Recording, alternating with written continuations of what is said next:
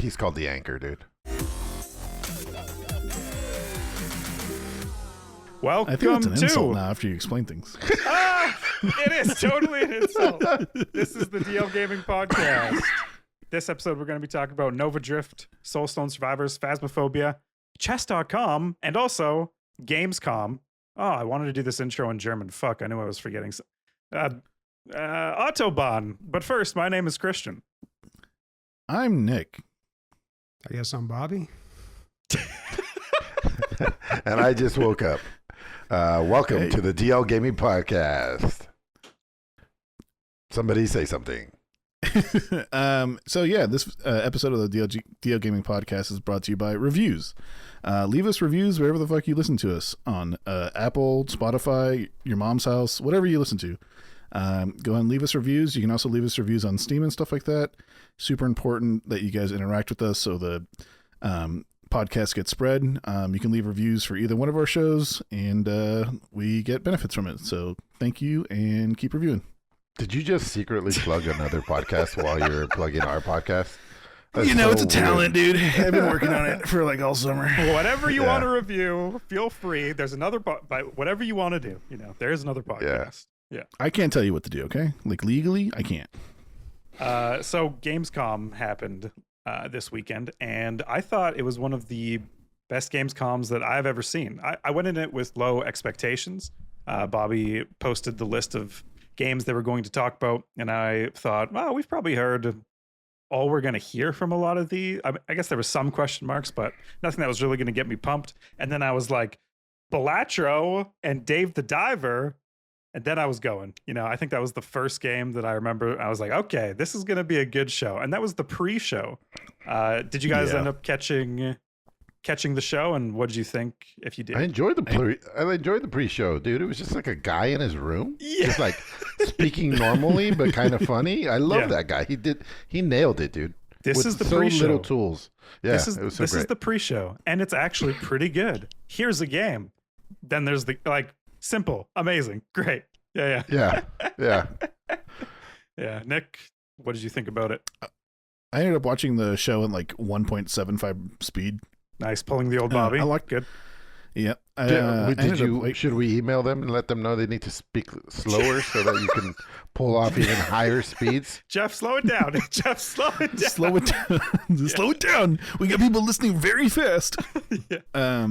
No, I liked it a lot. I think the production of it goes up every year as far as like quality and things like that. I think the things that they try, like the guy in the beginning was really nice. Like every year, whenever they do something like that, it seems that it either flops or does really good. And I liked it. It was pretty interesting. So I skipped all of the fluff in between. I just went from trailer to trailer to trailer. Yeah. It seemed like it was a lot of they're promoting themselves because it's a huge convention, right? So everybody's just trying to, or they're letting everybody know that they're not talking to the people at home. They're talking to the people in the audience, like, come see this booth and go do that. And a lot of self-promotion, which you don't really get at the Video Game Awards because it's only the Video Game Awards. It's not a convention as well. Yeah. And so well, actually, Bobby, maybe you go. What did you think about the show? I thought it was good. I think this might have been the first year that I've ever watched it front to back, like just top to bottom. But I felt like there was actually a lot less fluff. So I didn't catch the pre-show, but I watched the rest of it. And the Video Game Awards, in my opinion, has a lot more of those like acts. They do things on stage, introduce people, bring them up to talk. And this one, they kept it moving pretty quickly. And they covered a lot of games. I mean, there was maybe, 40 games that they went through? I'm just guessing here. But if you look on the YouTube channel, or the YouTube video, the top comment is going to be like all the marks of when they're talking about which games. And there's a ton of them there. It was just back-to-back trailers. But I don't think all the trailers were very good. Some of them didn't have a whole lot to show off. They were just teaser trailers. I understand that. But some of them did a really good job, and some of them I felt did a really bad job. But first, I want to talk about the game that stood out to me the most. Linked Banner of the Spark. I don't know why, but this game seemed like, out of all the games they talked about, this seemed like the one that I would play. I don't know how you guys feel about it.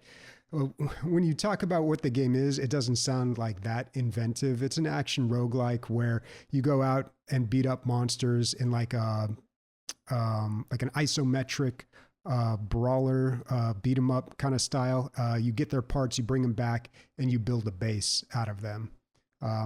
But I like the animation style. It just seems like a fun game. I don't know. Out of all the ones, that was my favorite.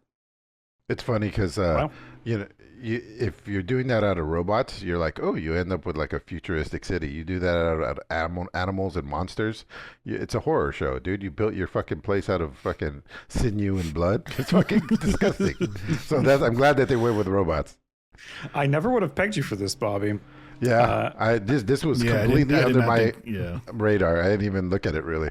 I zoomed right past it. Maybe it's going to be good, though. Yeah, I mean, I hope it's not one of those really... It probably is, though. One of those really super grindy, like, what is the vampire one? V something? V Rising. Yeah, V Rising. V Rising. Oh, yeah. Yeah, I don't know. I'm worried it's going to be like that, but I don't know. Maybe it won't be. The other game that caught my attention, too, was Predecessor, and this is the game that kind of rose from the ashes of Paragon with the assets that were discarded from that game. But it's a MOBA, free to play. It's out right now. Someone in our Discord was even posting about playing it. I don't know if it's something I'm going to get super into, but I'm definitely going to check that one out at some point. Yeah, so it's out already. I was surprised. It's a 74% right now. Was it the recent is mostly negative though, so I don't know if they did something shitty recently. So that must have dropped from like maybe an 80%. That it was probably doing so well, and they changed something. But yeah, I was also when I saw this, I was like, instantly I knew what it was. You know, it's Epic scrapped one of these games and then just gave all the assets out for free. So Predecessor took up the scraps, and it's been years now. It's been at least 4 years. Yeah, it's been a while. I've played this game, or it's confusing to me because there was another one, dude. I think I've played 2 of these games with the old Paragon assets in a Paragon. I swear I played Predecessor, and I'm going just through the recent reviews wondering why it's so negative, and one of the top guys, Gotta Smash 'Em All with 109 hours in Predecessor, says game is very toxic and there's no way to learn how to play the game. So basically you bought matches that are too easy, then you go into matches where you're teamed up with others who have no clue against players who shit on you. So that was also MOBA, basically. but yeah, exactly. But dude, no, because I swear, guy's first MOBA ever. What's the deal here? This is version 1.0 that just came out, but I'm pretty sure this game has been out for a long time. Predecessor, maybe under a different name. I'm scrolling back in their news. Yeah, they've had news since November 23rd. 2023. So this game has been out for a long time. I think this is the one that I played, and I swear to God, I went in and I said, "Hey guys, I love Paragon. What's like a good build, or where should I find a good build? What's like a good noob hero?" And immediately people were like, "Get out of this lobby. Fuck you." I was in like a casual, I wasn't in a ranked match. I was just in a normal match, and I've met with all this hostility. So if the community, the server name you was probably deserved it. Beginner's Sunshine was the server name. Yeah, exactly. Yeah. So I'm not super surprised by those negative reviews. If the community just hates new people, maybe they're like, we've been playing Paragon before it was cool, before it was playing it in alpha, damn it. Wow. Yeah. So things that stood out to me, it's funny because I had no notes as of like 4 minutes before the podcast because I was asleep with my toddler. Like I just got sucked into a fucking K-hole, a kindergarten hole. Jeez.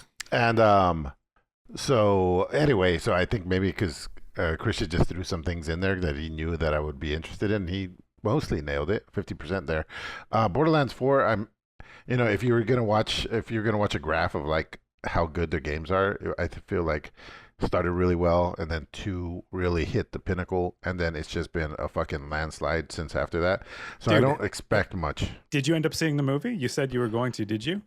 No, I didn't. Fuck you and fuck Bobby. Bobby, have you seen the movie yet? No, not yet.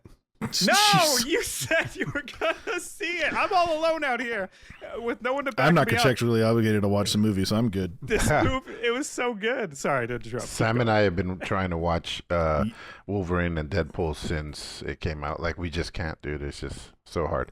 So that's not very high on my list. Anyway, Secret Level, which, by the way, I love the fucking name. Dude, this should be so good. This should be the Secret Level podcast. Like, I love the things that are named after tropes in games. Anyway, Love, Death, and Robots. The first season fucking was incredible. It's a bunch of vignettes, anywhere from 9 minutes to 30 minutes of random little stories, I guess, in high fidelity, usually high fidelity animation.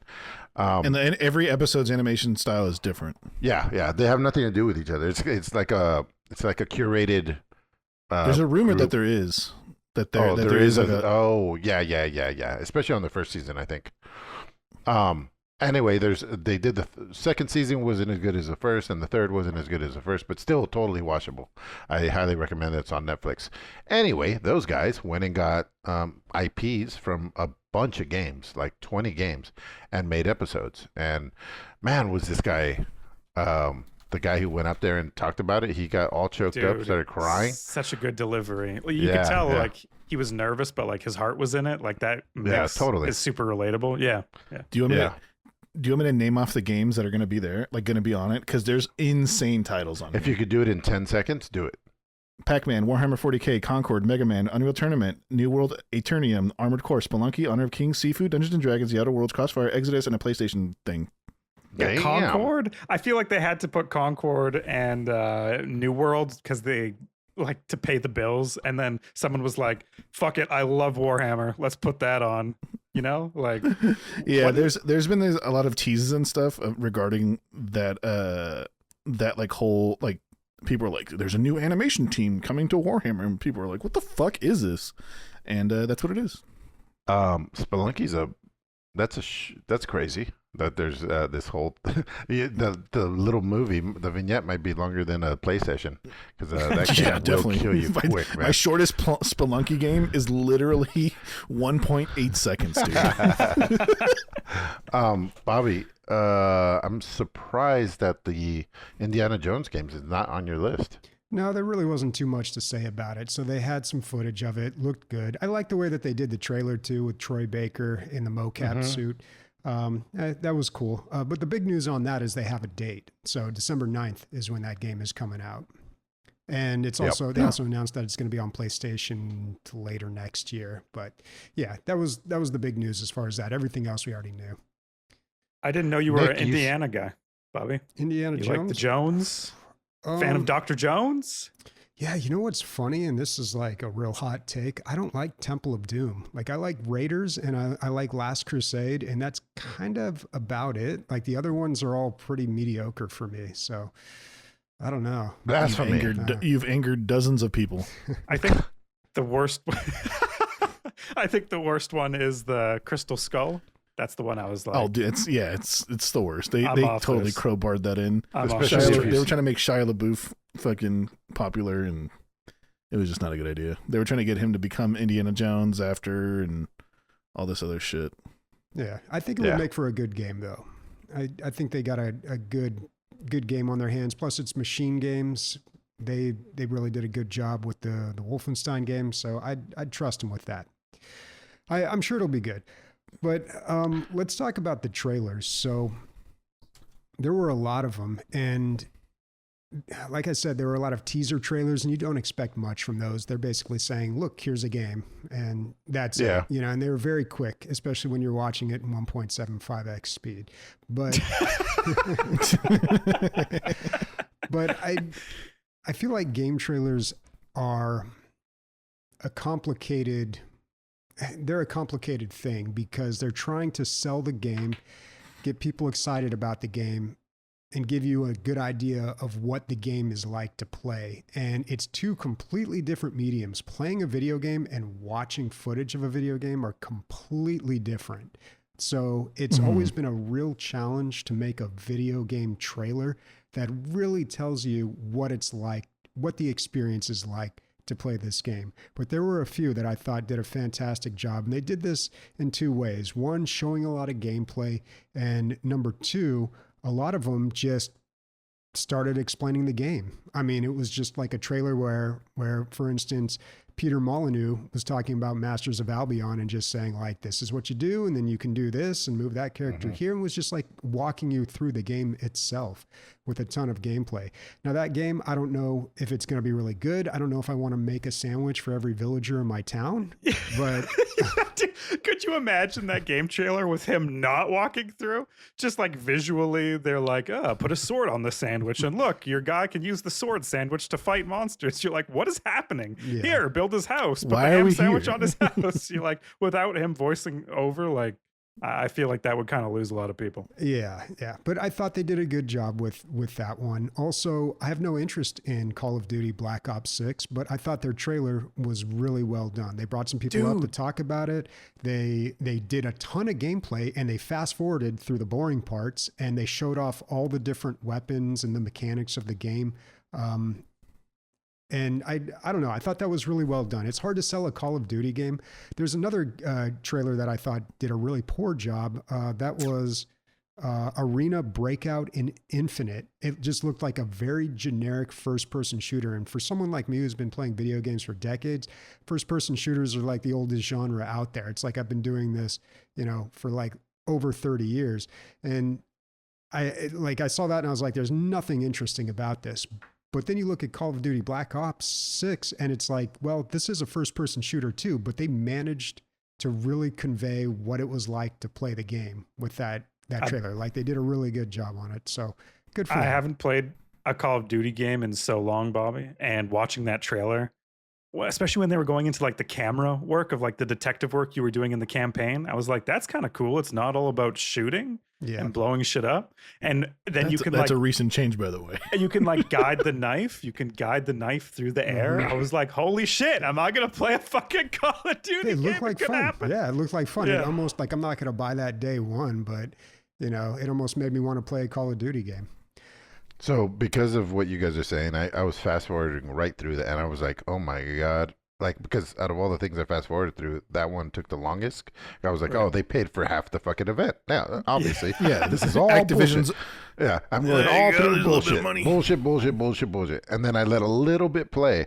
And little bit play was the elevator scene where they're like climbing through and then fucking falls or whatever. Yeah. And then at the end of it, I was like, oh shit, like that was intense, dude. Like that was pretty well done. So yeah, the little bit that I saw, I still thought was good. It's crazy that you watched it at 1.7, and I think it's a testament to like the trailer, and their showcase was really good. Like you remember, Bobby remembers, I remember, Nick, like we all are on the same page. We remember. I can't say that about whatever game Bobby just talked about. Already forgot. Infinity. No, yeah, me neither. That one that he was like, this is the one I think I'm going to play the most. I didn't remember shit about that. No, not that one. The one he said that was bad. Arena the sandwich one. Infinite. Yeah. Yes. You guys are going to laugh at what I thought was the best trailer.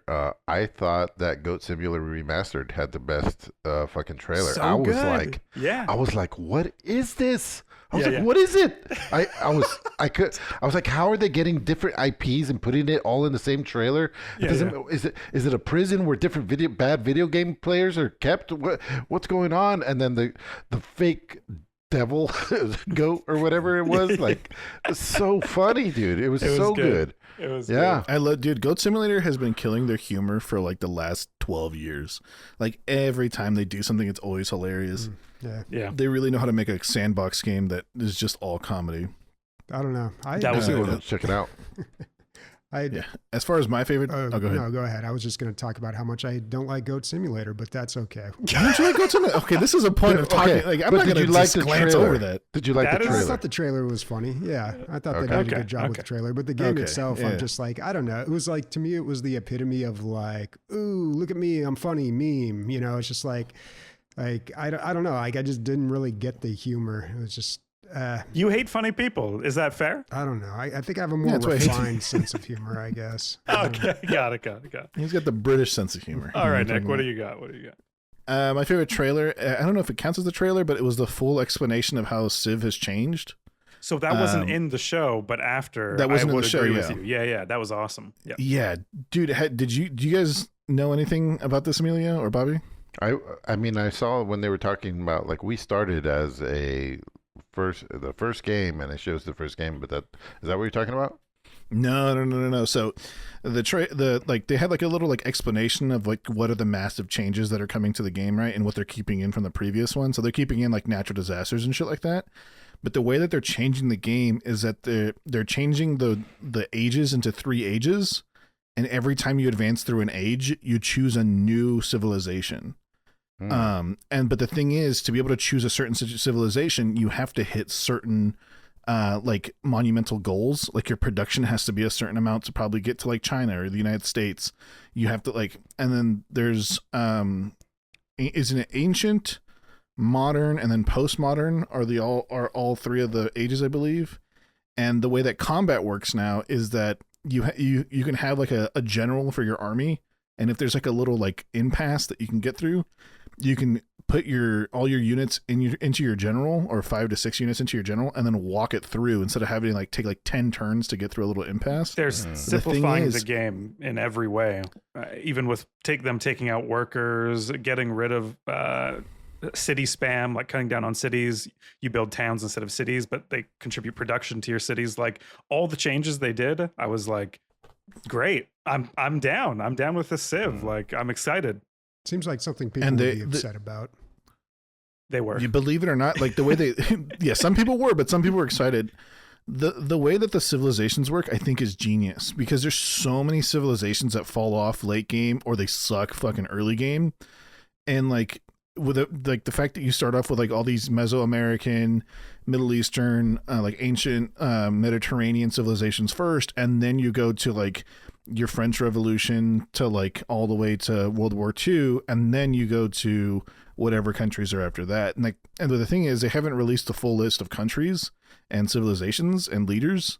But like one of the cool ones is that you can pay as the Shawnee Indians and have Tecumseh as your leader, which is like, I always love when indigenous peoples from the Americas are involved, whether it be North or South America. I think they're just some of the coolest cultures.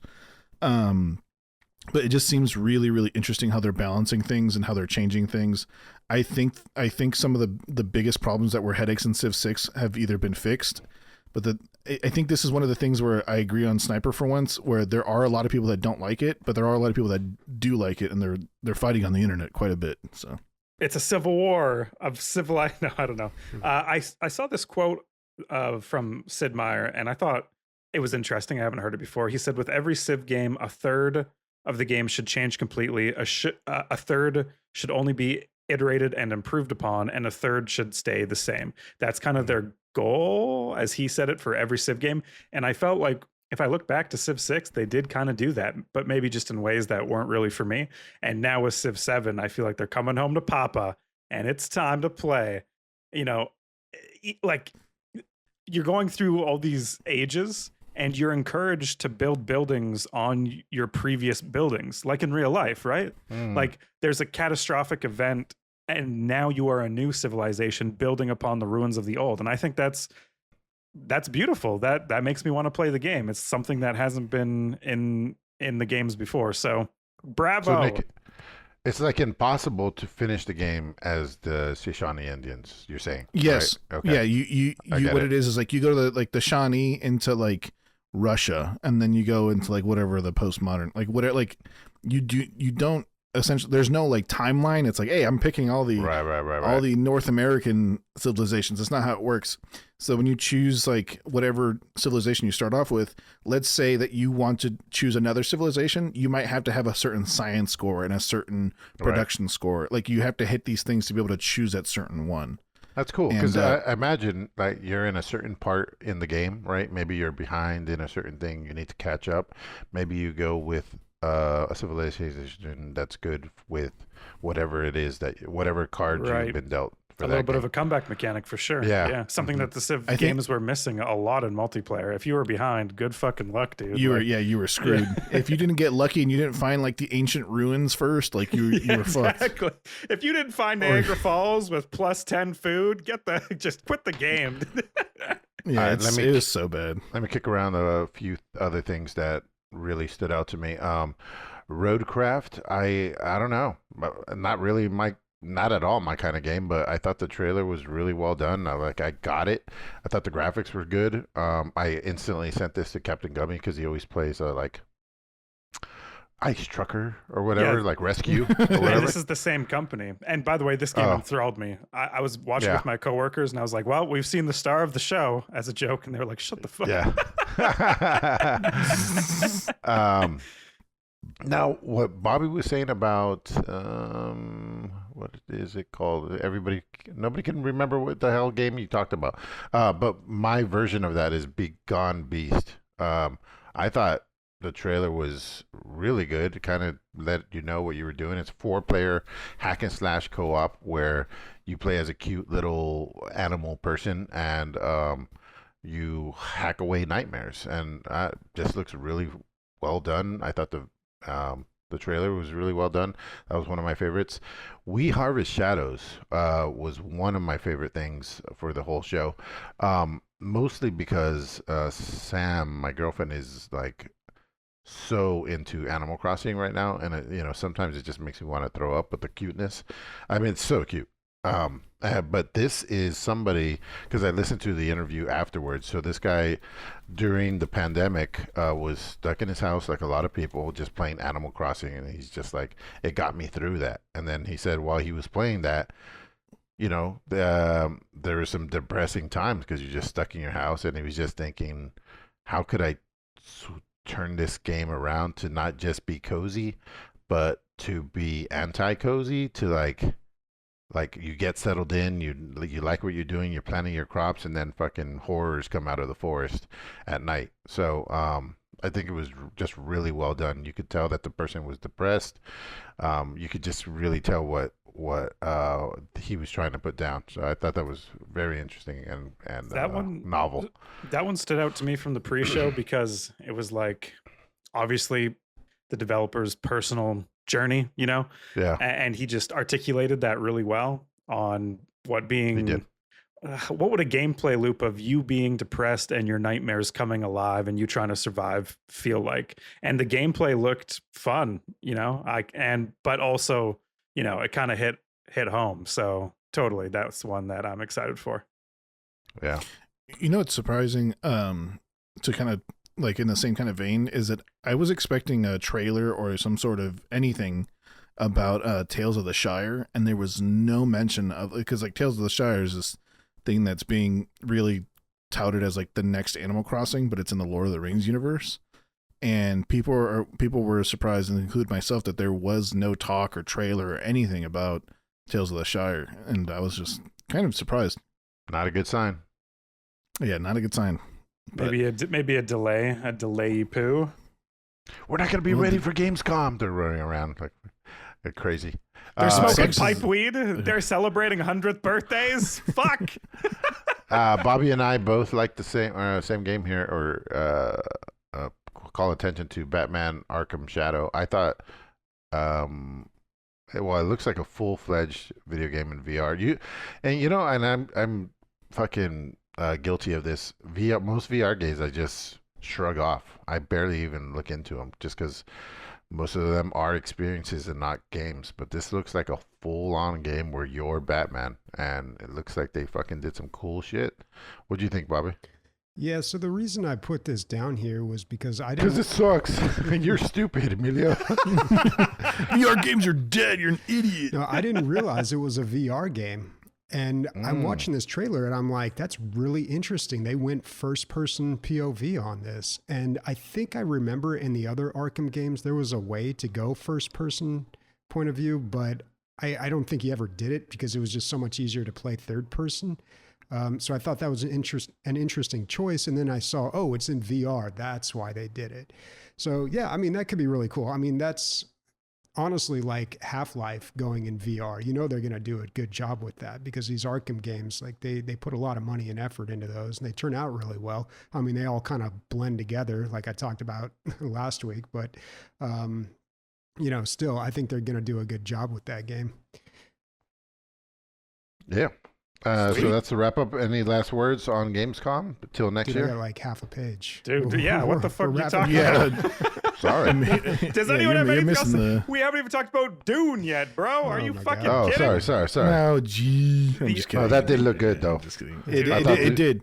Well, It did. This was also in my list of games that did a really good job with the trailer. They explained the universe, they explained what you do, and it was really hard to understand what is Doom. It's an MMO, but nobody uses that term anymore. I think because they're afraid that it's like a bad thing to call your game now, because every MMO except WoW flops. So you don't want to associate yourself with that word. But I had a hard time kind of understanding what exactly do you do in this big open world. And they did a really good job in the trailer explaining everything. And yeah, man, I don't think I have the time for a game like that, but if I did, that'd be the game I'd play. Dude, the Sands of Arrakis call for Bobby. I hear them in the night. Come on. Christian, I I'll think tell that's you. called schizophrenia, dude. Christian, I'll tell you what I interpreted, and tell me if that's what you picked up. It seems like there's an area where there's no PvP and people build up their bases in that area, but then all the good resources are in the PvP area. And so as your civilization base grows, you have to go into this PvP area and potentially run into other players for the spice. That's what I got out of it.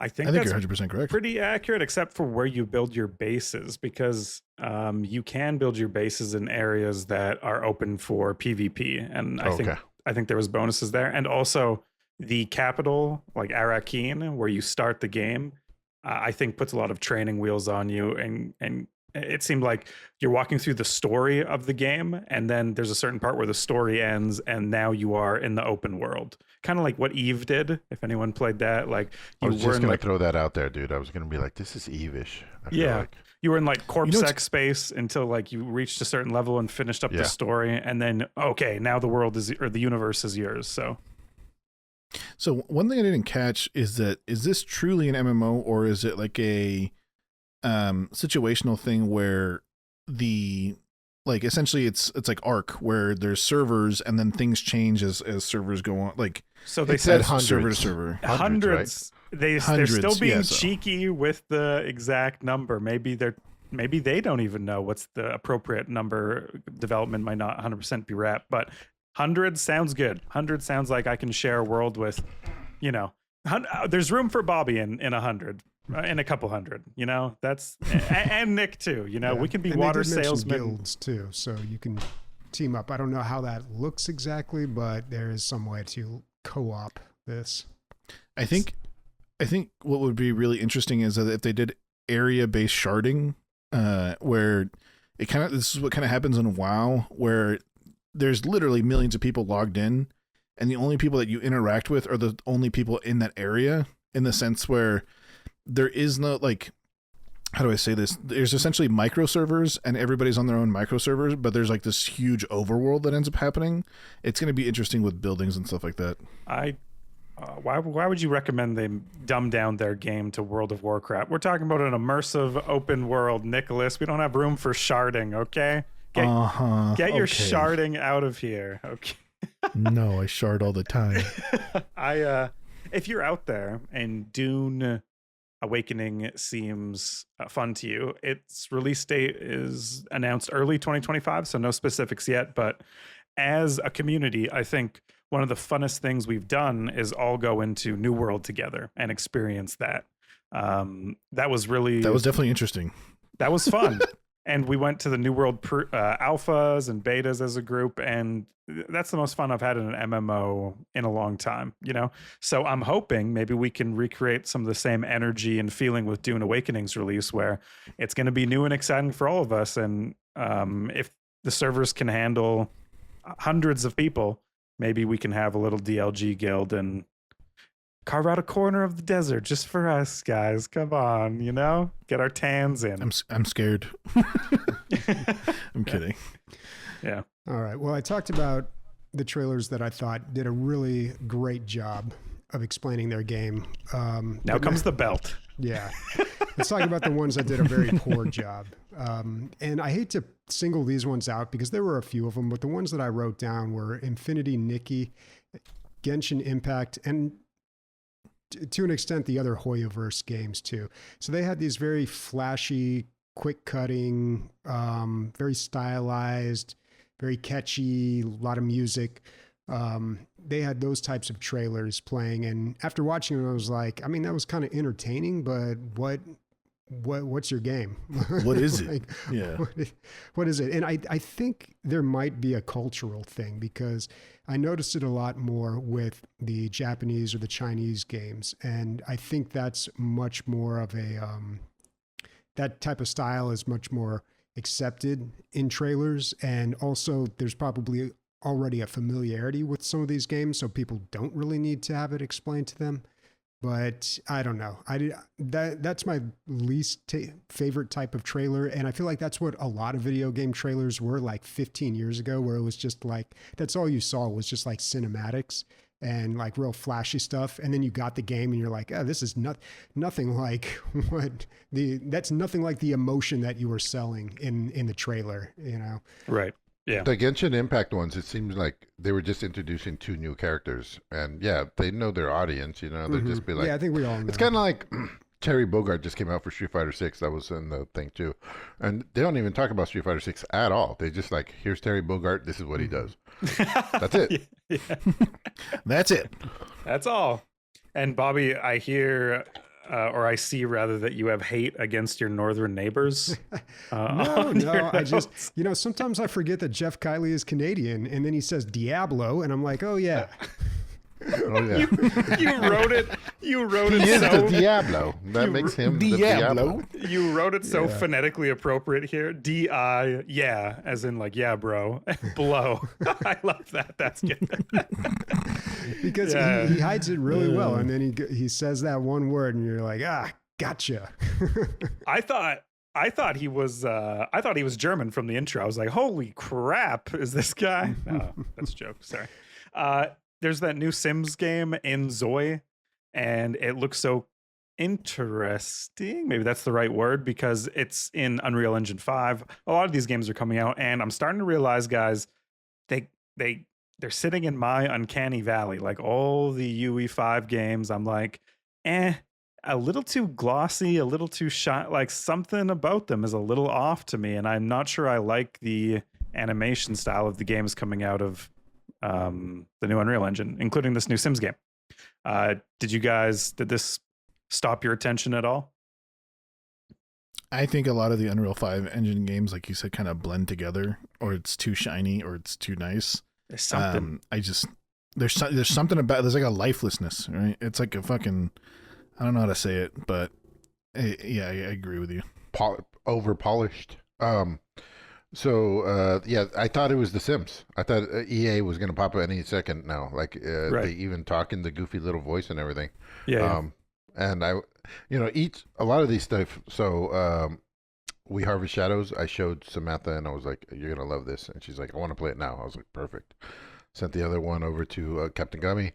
And then when I saw that one, I was like, oh, I got to send this to Chi. Because she's super Simsy.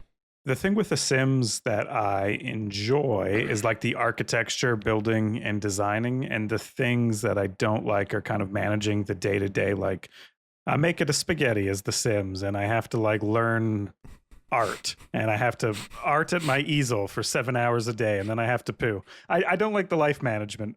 And the kind of shitty thing. I'll make it a spaghetti. Make it a spaghetti. I was wanting to do a Sims voice, but I forgot how they talk. Blanche. And this game. Go ahead. This game seemed more on the life side, but when they were demonstrating the architecture side, the shitty things about The Sims is like, it's like $900 for all the things that you can put in a house, and the special walls, and the 3-story buildings, and Sims apartments, and Sims parks, and this game. I looked at the Steam page. There doesn't seem to be anything else they're selling you except the game, and the architecture tools seem to be super cool. Yet. There's a big old yet next to that. Yeah. As opposed to Masters of Albion, dude, I thought like it's so interesting that you have this little culture, or this little city or town or whatever, and it seems like the only part, other than being a god and moving shit around at your whim, you are in charge of design. It seems like yeah. That's the only thing you're in charge of, really. They kind of go about their lives and take care of this stuff, and then you can design the buildings, the weaponry, their food. You design everything. You are their culture, I guess. So cool. It's an interesting premise. I don't think there's a game like this out there. The old black and white games, kind of. You pick up your little guy, but that you can zoom into first person. There was this old RTS game like Age of Empires, and it was pretty much exactly Age of Empires, but the only different thing is when you built a hero character, it became like a first-person fighting game. You would like a hack and slash. Yeah, I remember that. And that was so fun. And I haven't played a game like that. And this is what that reminded me of, because you can do the same thing, go into a character and embody it. But I was really hyped about this. I was telling all my coworkers, and then one of them sent me this article. And the headline is, controversial game designer Peter Molyneux wants to prove that not everything I say is a promise that's going to be broken. And I have to remember to temper my expectations a little bit, because, but we saw it. We saw it. Like he's not promising anything we didn't see. You know? Yeah. All right, lawyer fucking Emilio. No, but it's a good point. It's a decent point. Before he was like, you are going to be a god of a universe and be able to do like, and you're like, really?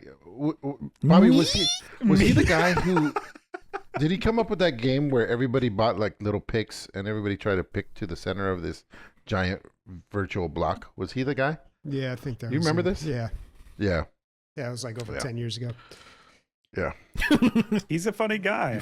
And this game is funded on his last crypto game that didn't do so well. It folded, but he turned people's in-game assets into cash and funded this game when it folded. So, by the way, crypto people, the promise that you're in your crypto game, it's going to be yours forever. Peter Molyneux says, nope, this is now going to be Masters of Albion. So think twice before you spend your hard-earned cash crowdfunding a game you didn't even know existed.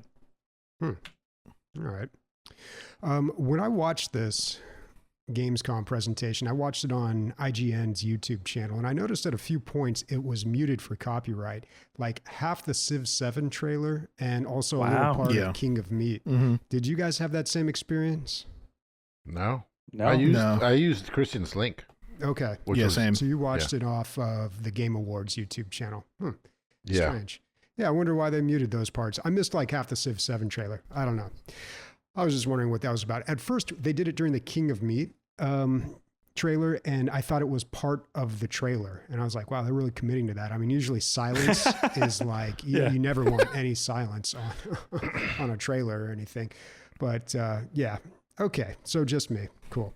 The other thing that I wanted to point out, and this is my last note, Monument Valley 3 and Squid Games are going to be exclusive on Netflix. I didn't know this was a thing. Maybe this is something they're starting to do now, but exclusivity on Netflix. So in the app is the only place that you can play these games when they come out. I think Monument Valley 3 is in December. But yeah, I'm sure later they'll come out for other platforms, but that's just very strange. Like Netflix is really trying to break into video games. Such a good game. How many people are going to be... How many people are going to be signing up for Netflix to play like Squid Games? But then again, who's the only people that've seen Squid Games? Are the people that have Netflix. That's true. It's a weird circle. I think it's an opposite. Well, I think it's an opposite proposition. It's like there's all these streaming companies. What can Netflix do to stand out from Disney Plus? From Crave, from all these other things. We have video games now. You're not just paying for your Netflix; you get your video games too. I think this is so cool. Was it on this podcast? I forget. Someone told me they bought a smart TV that came with Fallout 4 on it. Was that you, Emilio? No. Nope. That sounds insane. But it does have Samsung game area. It has Game Pass. So I can stream to Game Pass directly from my TV. It has an area just for gaming. I think it's when I went away last weekend. Someone at the party was talking about they bought a TV and Fallout 4 came on it, and it was the same thing, streamed to the TV through like a cloud server. And I was just like, "What are you talking about? What do you mean your TV came with Fallout 4? What deception are you speaking of?" It seems crazy, but have you guys Netflix played maybe any ahead games of the on game. Netflix? I tried it out one time when I was at a friend's house. You hook up your phone like it's a controller, and a lot of the games are games where you don't need like a really quick reaction time. Some of them are though. Some of them are like puzzle, like trivia platform. games and shit. So yeah, I don't know. Like one of them was Oxenfree. You don't really need quick response. I time believe for that. 1 and 2 are on there. Oxenfree. I've played the trivia game several times, and I also played this like cartoon, like cat and mouse game.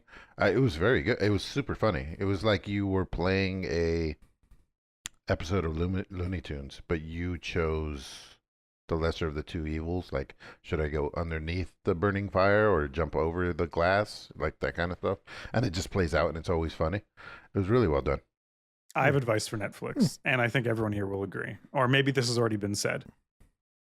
You need to get Jackbox on the fucking, however you do it. Break their Whatever knees. you spend. Yeah, that's how you, yeah. Give them $1 billion, whatever you need. So many people play that game, and it's like, you have to the way that my family plays it is we have to get Steam on the laptop, then we hook up the laptop to the TV with the HDMI cord, then we all pull out our phones, and it's this big thing.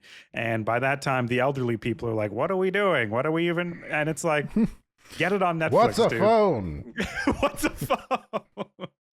Yeah. I have diarrhea. I can't play right now. Are we going to play Diablo? I feel like I say it exactly Bobby. the same as you guys. Diablo. Okay. Highlights. Games that we have been playing. We're moving on from Gamescom. Sorry, any closing thoughts on great show? I think maybe we all agree, except Bobby hated 50% of the trailers that he could listen to. The best award, I mean, the best fucking Gamescom ever, probably. Yeah. Maybe Yeah. the best, maybe, yeah. That's what I thought. It made me excited for the Game Awards, but I know at the Game Awards, like you guys are saying, we're going to get like Doom Mountain Dew, and it's going to be like fucking, I don't know, Chris Rock is going to come out and be like, I love Doom, and you know what else I love? Fucking Mountain, you know? So I don't know. Yeah. But Then he's gonna get slapped. Yeah. I'm Kid Rock. Oh yeah, boy. so Yeah. I don't Cool. know. It was a good show. And we're Good show. going long, man. Woo, we're already an hour into this. are we already an we hour? hurry up. Dude, Yes. time Just goes stop here. Time goes by when I'm having fun. And Should we titties. stop? And titties. Goodbye. And okay. Highlights games we have been playing. Bobby, start us off. All right, I'll be quick about this. I played Soulstone Survivors this week because I wanted to compare it to Deep Rock Galactic Survivor. We've been talking a lot about that game, how great it is, and I feel like we need to go back and make sure that, is this really the best Vampire Survivor like? So I'm going to say this. I like Deep Rock Galactic Survivor better. I still like it better, but Soulstone Survivors is still a lot of fun, but it's very different. It's more of a traditional Vampire Survivor game where the focus is just to kill enemies. The maps aren't very interesting. There's really not much else to do except kill enemies, although they do have active abilities and targeting with some of the weapons as well. So there is a little bit more to do than just some of the other VSLs where you're literally just moving the character around. A Overall, lot of content, too. Like a lot of different characters and each character has 3 builds. I think it's 12 characters and each one has 3 builds. And Jeez. there's a lot of variance in all of that. yeah, I didn't find them all to be that. I didn't really progress too far in any of the characters except for like the first one with the bow and arrow. But when I tried out all the different characters, I was like, I feel like I'm kind of just playing the same character. Like they shoot a bunch of stuff out there. There's a bunch of circles. I kill a bunch of enemies. Like I'm doing the same thing. It's just like ever so slightly different. And they're just, I guess that's my biggest complaint with Soulstone Survivors. Even though it is a lot of fun, there's not a lot of variation in the classes or in the enemies either. The enemies, there's like small ones and big ones, and that's about it. Yeah. Then a boss comes out and he's just got a bunch of health. And It really is true. yeah, and Yeah. when you get into the late game, like it can get visually very difficult to understand what's going on. It'll get absolutely crazy. I remember when I first played this game having that problem, and my computer would chug. I think I had a different computer back then.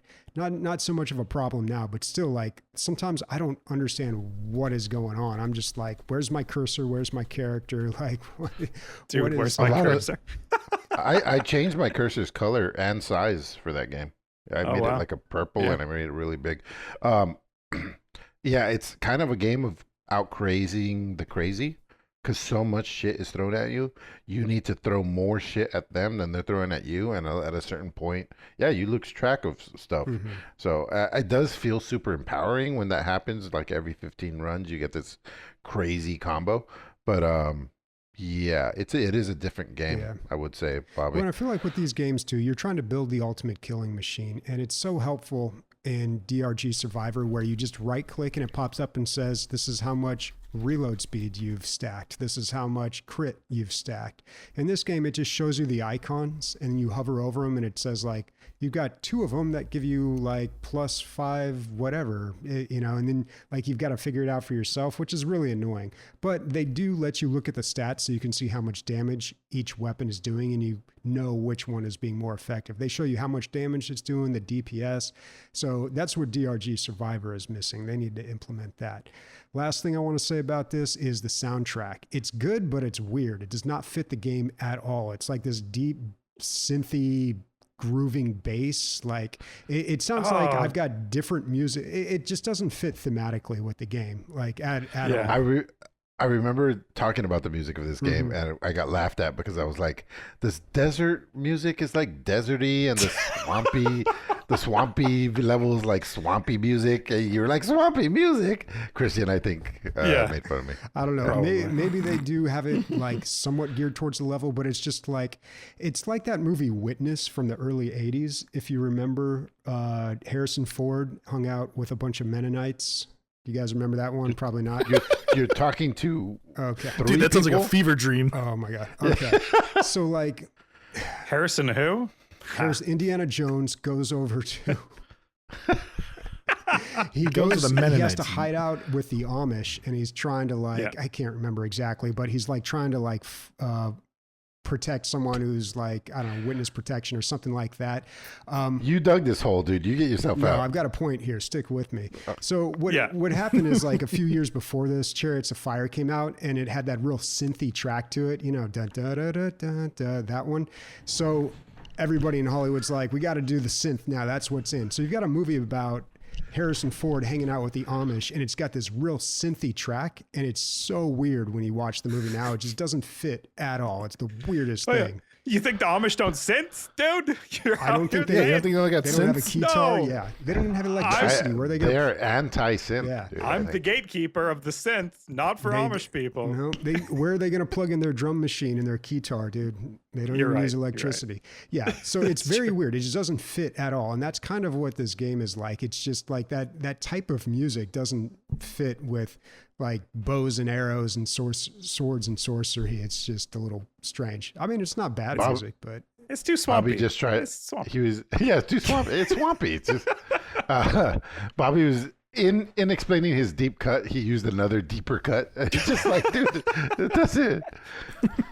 Yeah, All right. that was a mass grave. No, I was joking. I like the deep cut. But Bobby, I also see you left a note. When are we getting a co-op VSL? That's exactly what I was thinking with Deep Rock Galactic Survivor, dude. I was like, this game is fun. I would love for someone else to be able to join me. You know, it's $1 million idea sitting right there on the table. I don't know Netflix. why nobody's done it.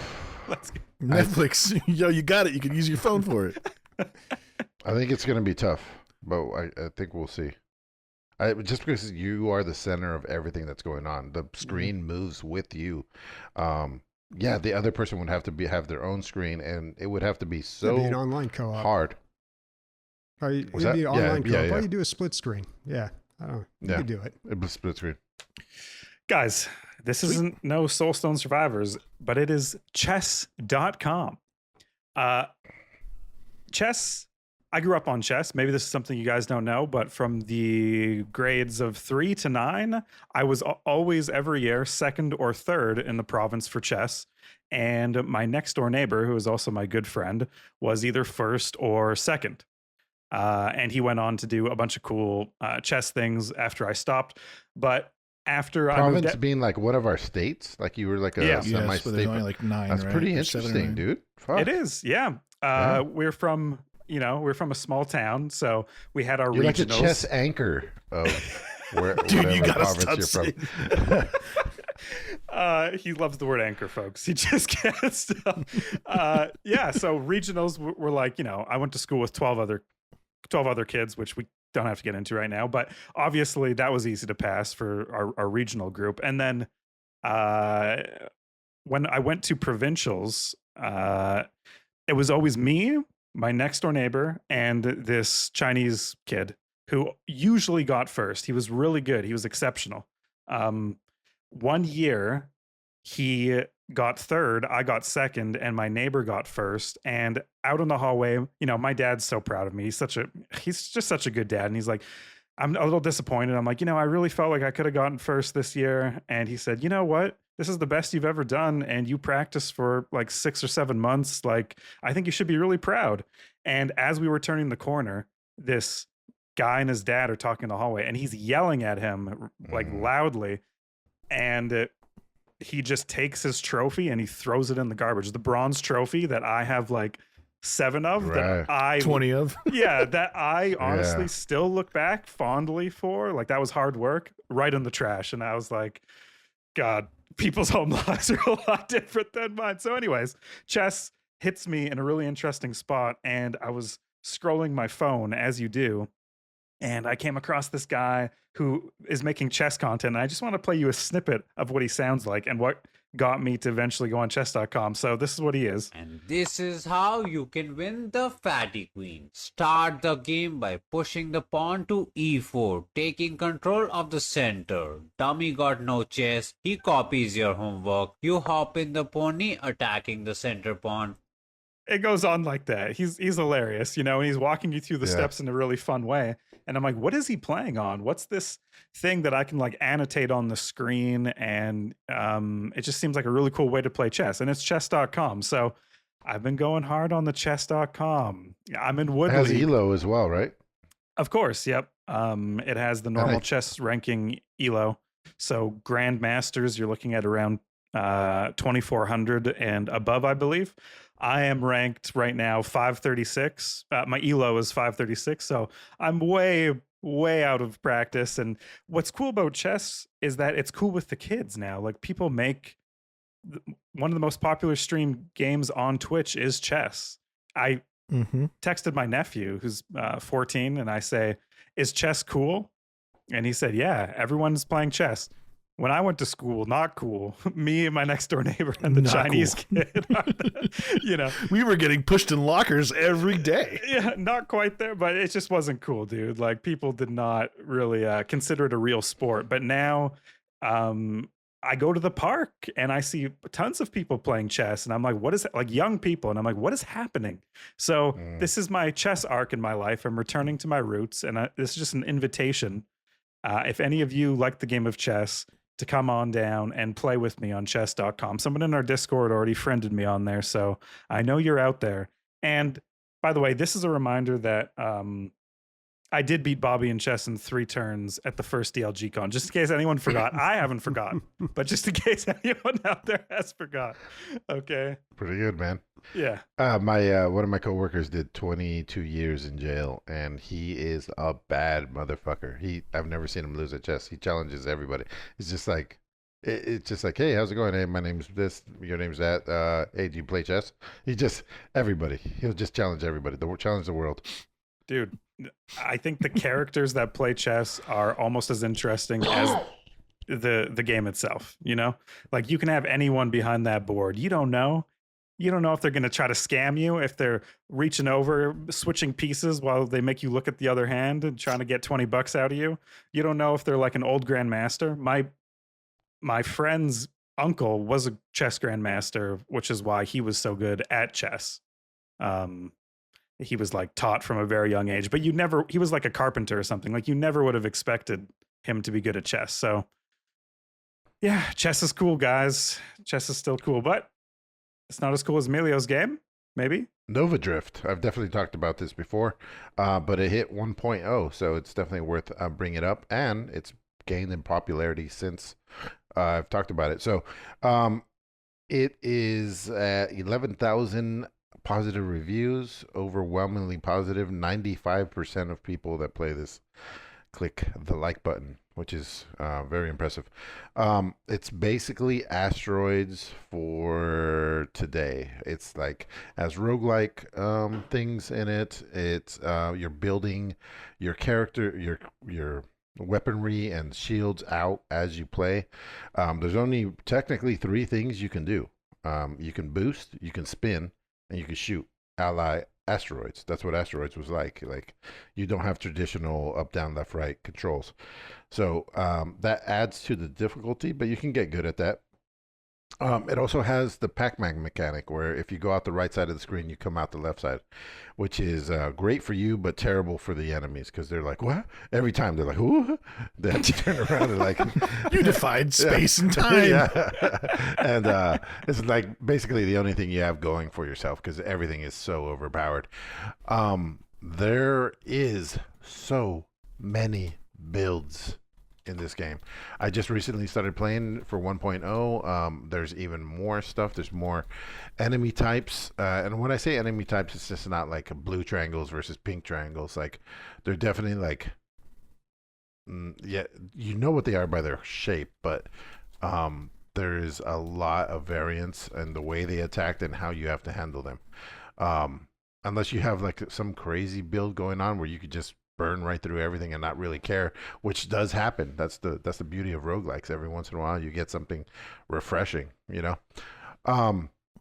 So just some builds I'll just throw out there that I've done in the past.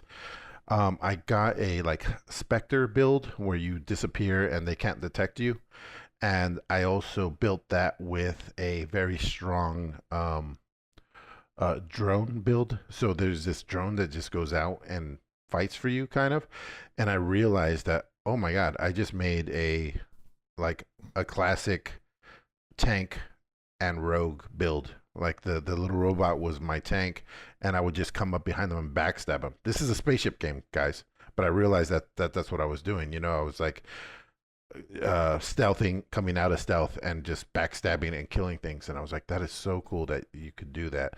Now they literally put swords in the game.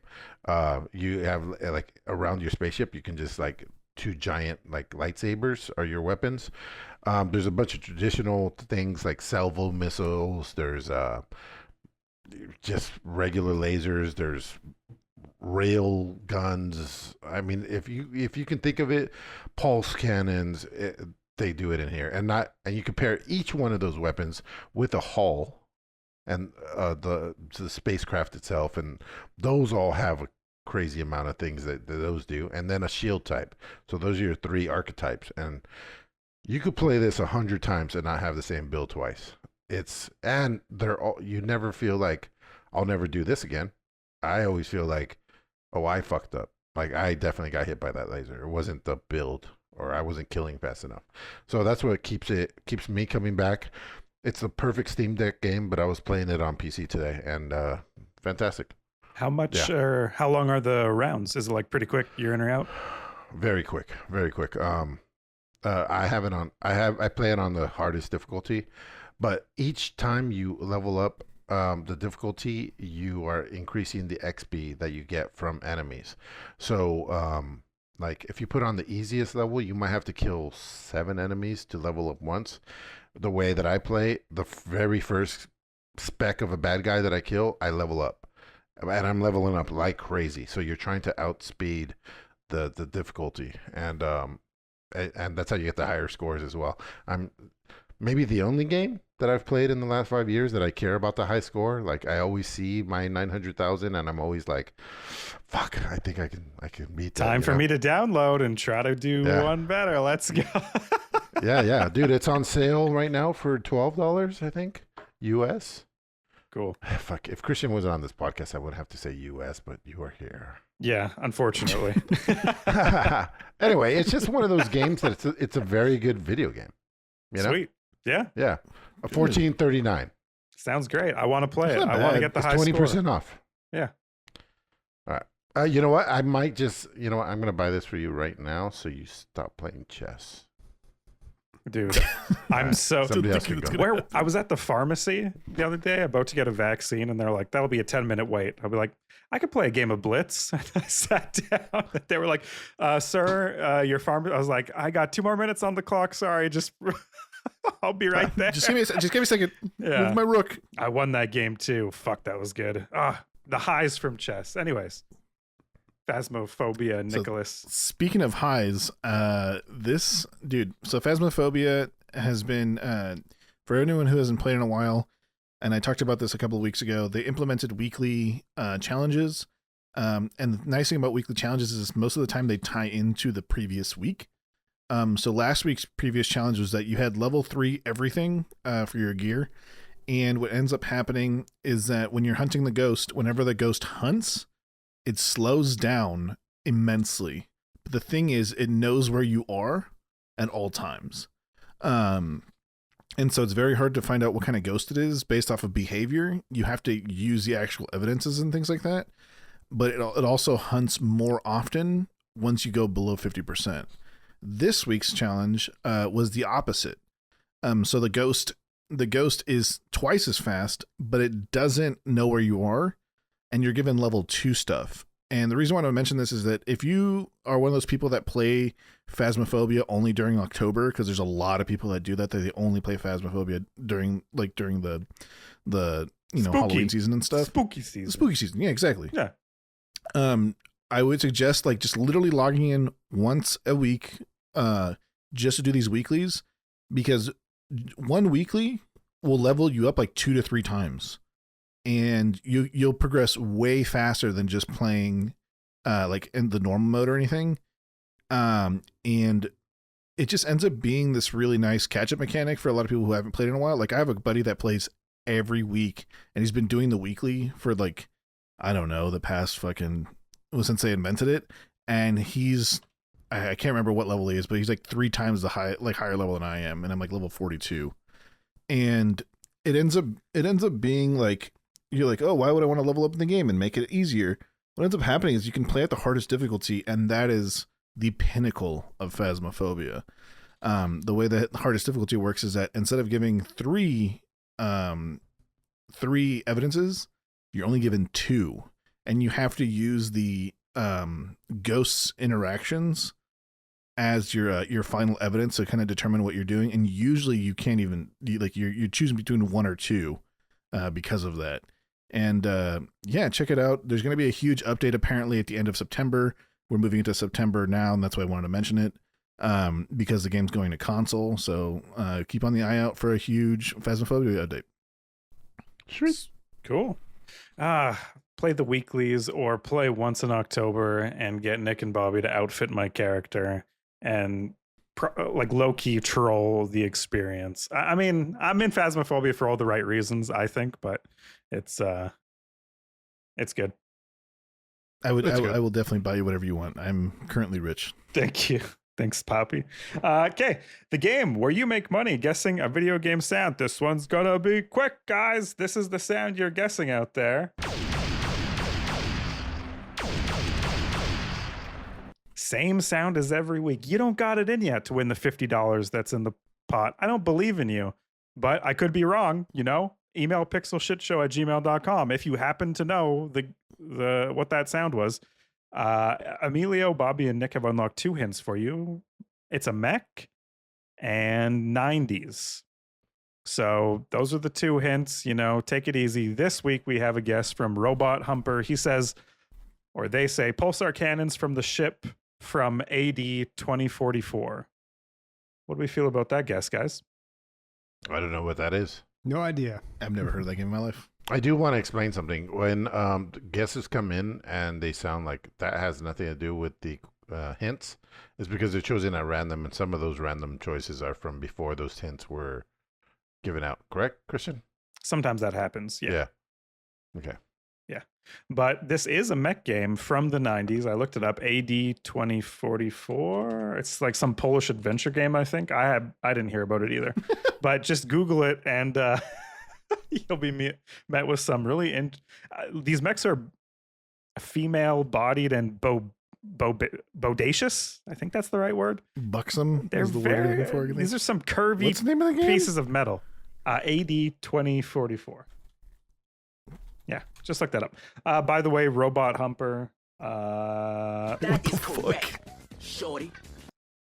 Not correct. That means $50 in the pot right now. Next week, there's going to be $55 in the pot. Again, email pixelshitshow@gmail.com to guess. This week, Bobby, Emilio, and Nick have a chance to unlock a hint that'll help you guess. And it's a really simple game. It's just you three have to guess. That's so stupid. Okay, I did prepare a proper game, so I was frantically workshopping with Bobby. I said, Bobby, what's a good game? Bobby was as helpful as he could be, but what I eventually settled on was just guess my last Google search history within like categories. So whatever category you think that I've guessed. Sure. And you, yep. Steam Marketplace marketing. Okay, Nick, what's Not your Marketplace. Steam page marketing. That's what I meant. guess? Okay. Checking for chess games on Steam. Oh, you're right. Ooh, that could You're be good. right. Bobby?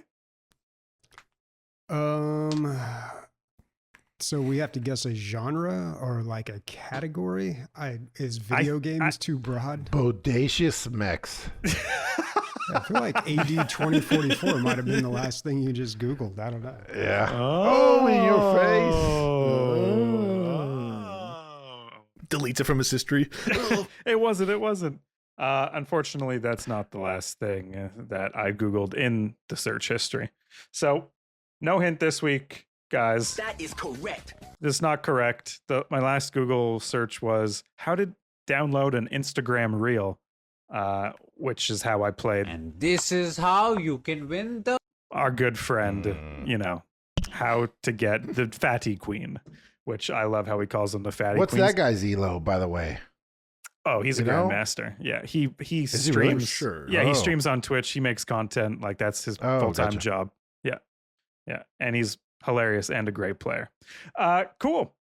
Subs and Donos got nothing. Listener questions, Bobby. What do we got? First question's coming from Burn Division. He says you can only listen to one game soundtrack for 24 hours. What's your choice? Oof. Oh, I got this in the bag. The Metal Gear Solid 5 soundtrack. There's like 90 songs from like the 80s and late 70s and early 90s in that game. So yeah, it's such a robust soundtrack that I probably won't be bored all day. I'm gonna go with the Binding of Isaac only because I've played it for 1,000 hours and I'm still not sick of any of it. I still enjoy those songs. I do. That's awesome. Dude, I just played that last night with Leslie Yeah. and we beat the beast on our first try. Whoa. Yeah. Wow. Amazing. I turn the music off on all the games I play. I So was just gonna say what is Fucking your sociopath. I hear Jesus Deep Rock Christ. Galactic has a good soundtrack. And from what I remember, it's like mood music. You know, it's not, it's Muzak. good for the background. So if you're listening to something for 24 straight hours, I think something like that would be good. Yeah. I have a stupid answer, which is Rock Band. All the Rock Band songs. Whenever I hear a song on the That radio, doesn't count. That doesn't I know. count, I know. dude. It's just okay. Hold on. Whenever I listen to a song on the radio and a Rock Band song comes on, like I associate it with Rock Band before, like the band, or even if it's like a super popular song, it's like, oh, that song was on Rock Band. I exported fucking drums to that. But my real answer is the Hades soundtrack because the songs are very long, and there's hardcore ones and then soft, nice vocal ones that calm you down. And I just think having a variance in what you're listening to for 24 hours might be nice. For sure. For sure. That's why I like putting the Hades soundtrack in Counter-Strike 2. It's so nice. It's just like you can Oh, play. I forgot about that. Yeah, you can play that CD. Or you can play, there's a lot of other ones, but that's the one that I choose. It's in the blood. We saw that live, guys. Never forgetting, right? Let's go.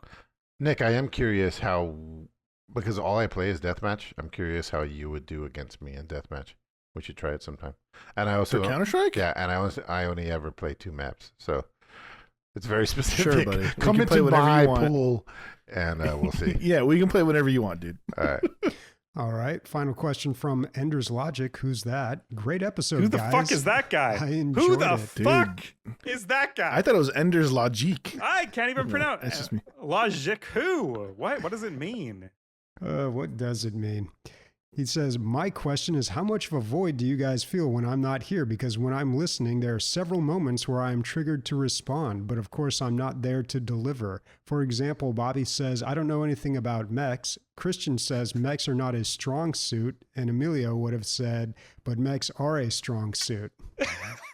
I read it and I I was laughed. yelling. I still laugh. I'm still laughing. I was yelling at my earbuds. It's pretty good. Yeah, thank you.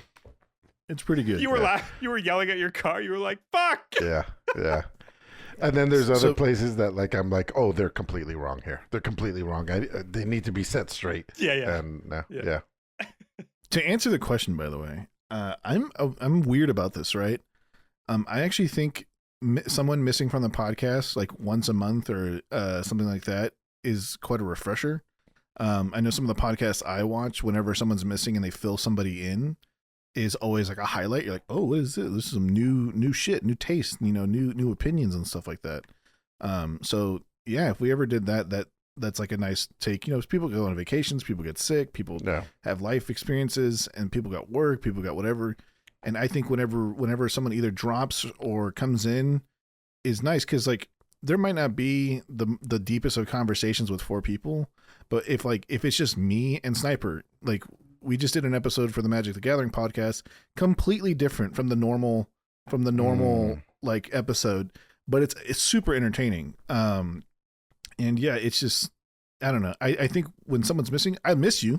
Of course, I miss talking to my uncle. You guys didn't. I miss seem talking like to Bobby. Yeah, it definitely didn't seem like there was a void for sure. You guys had no problems. There was no gaps. There was more gaps in this episode where I was here.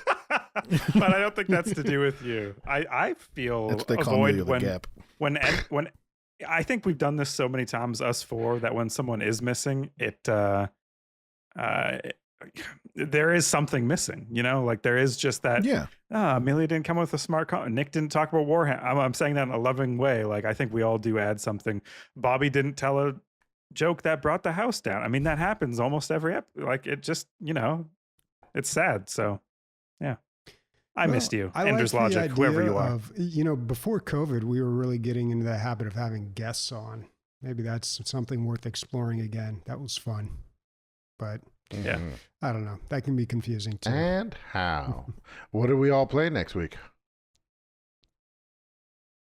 Oh, wow. Everybody at Oh, once. I'm playing Vacation, and playing and hanging out with my friends. That's what I'm doing. Literally the whole week. Oh, right. You're in Denver. Oh, yeah, I won't Yeah, be I here mean, either. It didn't might be just here. be a 2-man show next week. Oh boy. Ooh. You guys Oh, might we want to gotta ask get a guest. Days.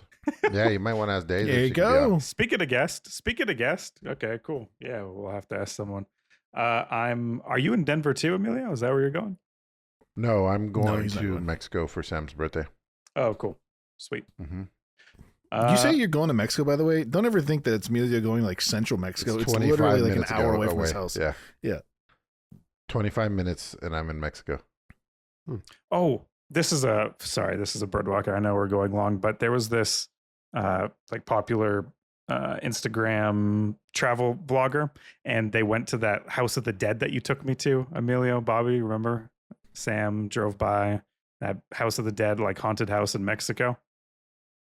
Oh, yeah. Yeah, and there was a pause there because I was like, oh, this is kind of cool. And they were like, this is the most they were like really building it up as like this amazing thing. And then I remember going, I was like, it wasn't, I mean, it was cool, but it was just like a weird looking house. That's what you call being in the life of an influencer and being Yeah, paid for stuff. Exactly. Instagram versus real life moment.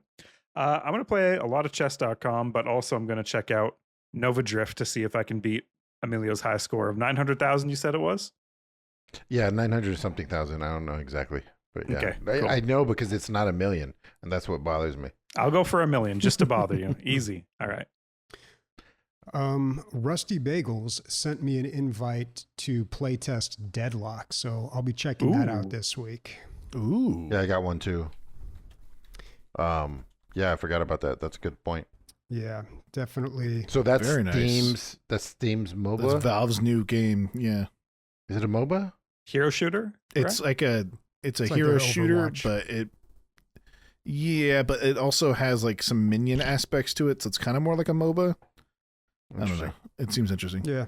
Cool. Well, should be good. All right. Did everybody speak? Yes, right? All right. Speaking for Nick, Bobby, Christian, and myself, Diablo Titties.